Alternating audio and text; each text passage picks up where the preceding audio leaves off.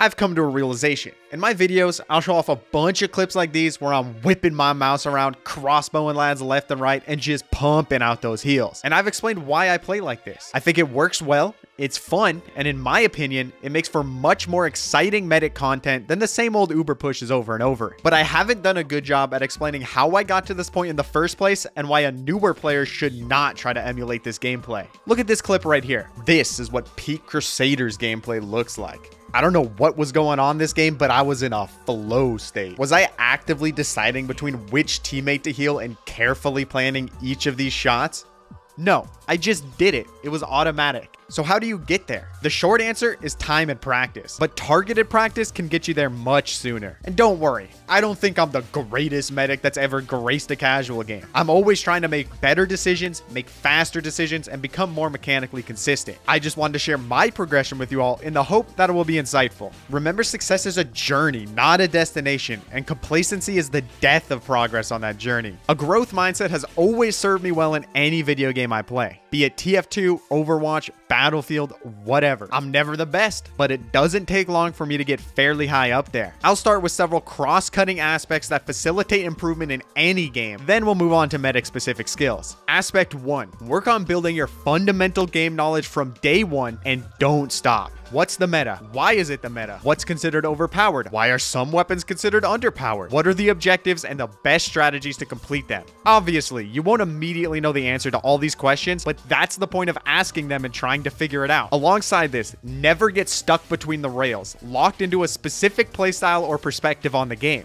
If new information and better strategies come to light as you improve, don't be afraid to change it up and discard your old ways. Changing perspective is a sign of growth, not weakness. At the same time, this is still a video game we're talking about, and you should never feel pressured to become a meta slave. If you want to lab it out and become the best goddamn Thompson Engie in the universe, go for it and don't let anyone tell you differently. Just be realistic and don't conflate enjoyment for strength. Even if you can make it work, honestly believing that the Thompson is better than the other options might have an undesirable knock-on effect later down the line. So keep your fundamental game knowledge as clinical and objective as possible, then feel free to express that knowledge in any wacky or memey way you want in order to maximize enjoyment. Aspect 2 might be easier for some and harder for others. Be able to identify what you're bad at and why. This lets you figure out what isn't working and what you need to change in order to make it work. If you're constantly losing fights as heavy and dying within 10 to 15 seconds of reaching the front lines every life,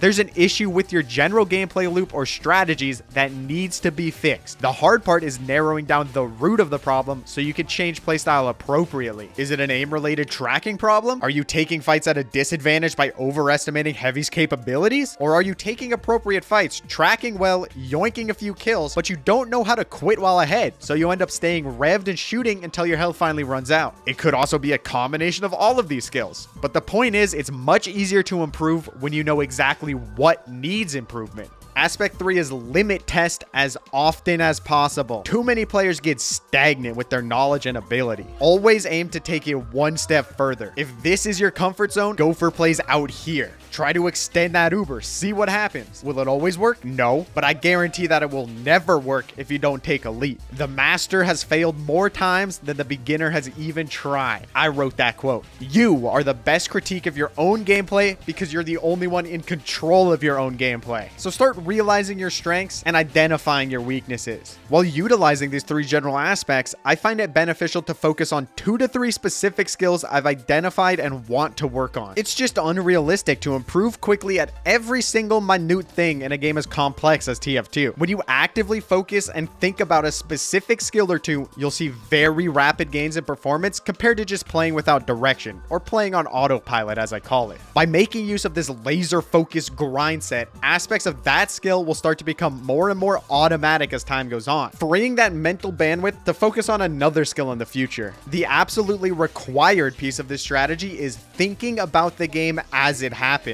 Devote as much mental energy as possible to the game and only the game. Don't be thinking about other random stuff or watching a YouTube video on the side. If you aren't a competitively natured person like I am and just play games to have fun, I have no qualms with that, but it just doesn't result in rapid improvement, and that's the point of this video. What do I mean by by think about the game? That's a pretty broad term. I've coined the phrase rapid hindsight for the method I use. Basically, when I'm playing, I'm usually not thinking about the decision I need to make in the moment. I'm thinking about the last few decisions I've already made and assessing whether they were correct or not. Indecisiveness will get you killed and lose games, so I rely on my very first instinct when it comes to popping an Uber, shooting a crossbow shot, or whatever. I think about the decision after I've already done it, and this hindsight is the key to improvement. By reflecting on my mistakes, I condition myself to not make them again. This way, a game situation will crop up that's very similar to 30 other situations I've been in. Since I've actively reflected on my decisions in those 30 scenarios, I'm more likely to make an informed decision very quickly this time around. So as time goes on, answering those moment-to-moment questions like, who do I heal, starts to become instinctual, letting you focus on bigger questions like, what Medigun would be best right now? What part of the map should we push, or what choke do we hold? Do we try a risky flank with this crits? Who's dead right now on what team? Where are there snipers or spies? What charge is the enemy medic or medics at? Micro decisions can win fights, but great macro decisions win games. That's why it's important for those micro decisions to become automatic. It frees mental bandwidth for bigger strategies that require actual thinking. So now you know the general mindset and method that lends itself to improvement. But what skills should you start working on first? Let's get a little less abstract and start talking about medics specifically. To do that, I've attempted to umbrella all of medics fundamentals under 3 core pillars: healing, living, and playmaking.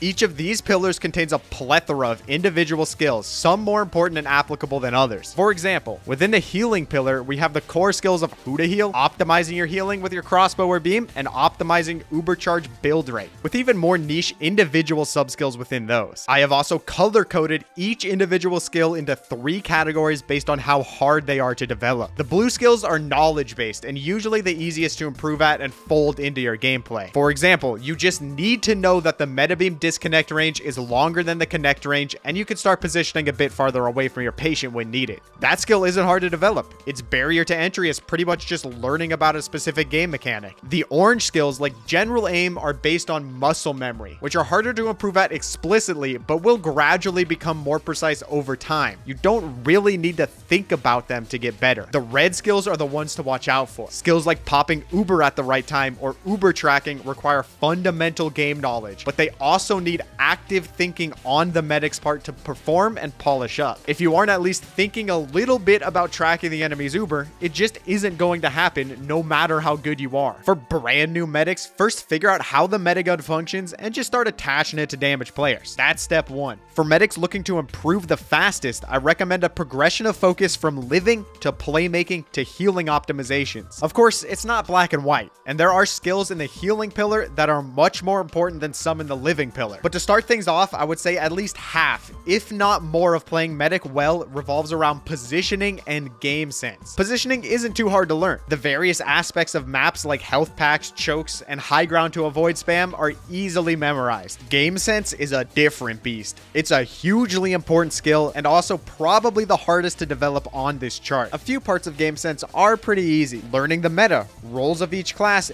game mode objectives, and the stats of every weapon doesn't take too long. It's applying that knowledge to read enemies, make inferences, stay alive, and identify different strategies and win conditions that's the hard part. Honestly, the only way to improve game sense is a lot of trial and error while actively thinking about the game, as discussed earlier. The good news is while focusing on any of these other skills, as long as you're working on making those reads and strategizing throughout the game, you're still working on game sense. Being able to win fights against other classes is sometimes an essential aspect to staying alive, but I wouldn't focus too heavily on it because it just isn't medic's job. Good game sense and positioning should help keep you out of fights, but when the chips are down, you might as well practice your DM. Winning fights usually comes down to raw mechanics, be it movement again like surfing or just hitting your melees, arrows, or syringes. So don't stress this, but a good way to improve is playing other classes that rely on aim and killing enemies much more than medic. If you're relatively new, you'll be focused on the living pillar pretty much the entire time. However, Once you hit about 90% on that Uber meter, you can start thinking a tad bit more about some of the skills over here in the playmaking section. Specifically these ones. Who do you Uber and when? Memorizing the suitable Uber classes like Demo, Soldier, Good Scouts, and so on is very easy. What's a little harder to figure out is the best class to Uber or player on your team to Uber for your specific situation. Panic pops aren't ideal, but having quick reactions to avoid drops is still a nice skill to have. Uber tracking, or trying to mentally keep a measure of the enemy medic's charge, takes some getting used to because it doesn't seem that important. But trust me, it saves lives when you get that spider sense tingle and avoid a crits because of it. However, it probably isn't worth the mental bandwidth as a new player.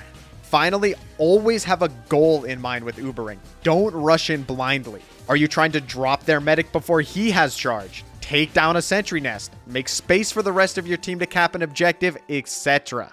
The risky options over here are not important when beginning your medical journey, straight up. They are higher risk optimizations that don't come up very often. Extending Ubers with the VIta-saw by punishing bad players, finding the right moment to taunt with the amputator, picking low health enemies, or peeking corners to read the enemy Uber charge with the solemn vow. They are all small additions to gameplay that aren't worth the risk if you don't know what you're doing, or aren't worth the wasted time if you mess up the execution. In my opinion, optimizing healing is the least important skill overall when playing medic, but it's also the easiest. Deciding who to heal is usually pretty obvious, but does rely on good awareness. You can't make an informed choice unless you know what everyone's health is at and who might be taking fat damage in the next few seconds. The choice only becomes complicated when you have to prioritize one player over another and decide who gets to live and who eats shit. Just like choosing who to Uber, memorizing a class order is easy, but changing it up depending on the current fight is more complicated and requires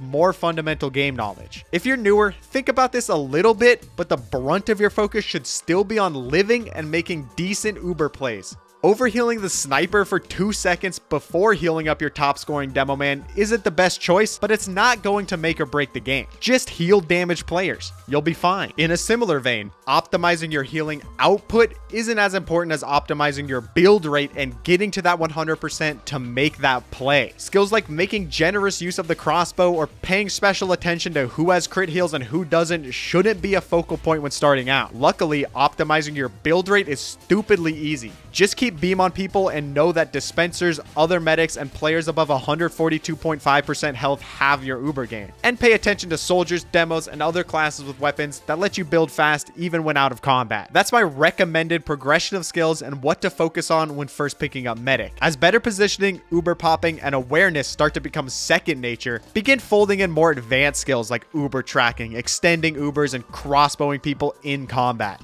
We still have one last thing to talk about though, because Medigun Choice is super important for new players. It seems I've kind of become the vaccinator guy on YouTube. Trust me, I didn't ask for this, but nobody else was talking about this weapon, so I figured I'd share my findings, and here we are. And as much as I've recommended making use of what it has to offer, I can't recommend equipping the vaccinator if you're relatively new to TF2 or medic. So I thought that I'd create a little graph of player skill versus medigun effectiveness in casual. This is my opinion on general effectiveness. As I've stated before, all of the mediguns are very strong and have their optimal use cases, but this is what will be the best the majority of the time at the player's given skill level. When just starting out, most medics will find the quick fix to be the best option. Its Uber is straightforward and hard to pop at the wrong time. It builds fast, so it's easier to get that Uber before dying, and even if you are dying a lot, it just straight up heals faster than the other mediguns. However, due to its lack of carry potential and susceptibility to being overwhelmed or just random crit during the Uber, it doesn't take much experience for stock to start becoming the better and more consistent overall option. The crit streak takes a bit more knowledge for it to start competing with stock due to its lack of defensive capabilities and higher reliance on finding a decent teammate and an opportune moment to pop. The vaccinator stays relatively stagnant for a while, then starts to rapidly gain traction as you become more comfortable with medic. This is because it requires way more quick decision making and attention to the enemy team, which in turn requires a solid base of core class knowledge. Additionally, if a lot of the the medic fundamentals like positioning, awareness, and healing optimizations aren't already second nature to you, adding on the extra mental burden of popping the correct vaccinator bubbles at the correct time is going to be very difficult. So I recommend building up your basic medic abilities for a little while before taking the vaccinator for a spin. Trust me, you'll improve faster and your team will thank you for it. And if you're already an experienced medic that hasn't been indoctrinated yet,